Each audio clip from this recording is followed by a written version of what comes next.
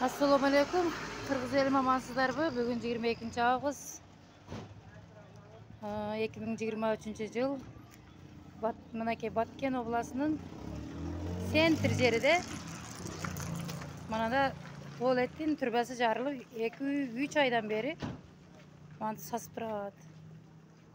Ояқа бұяқа өткен адамдар малал сасыға чыдабай ояқа қач өтіп, бұяқа қач өтіп, мана оны қарасаңыздар, мананда нан сатылып тұрады.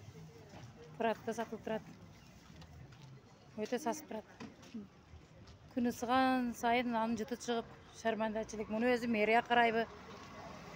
Кимисіге теші олу болса дағы көздері көр болып қалып, не болып қалыптыр. Қарасаңыздар, анын тұшуда кафе бар кен, кішінекей. Закрывай ата ашқанасы дейді. Терезесін ашып қойған аға кіріп атат жыты. Мұнда Пратто магазины бар екен. Өте сасып ататшы. 2-3 ай болып қалды дейді. Мұның жарылғаныға.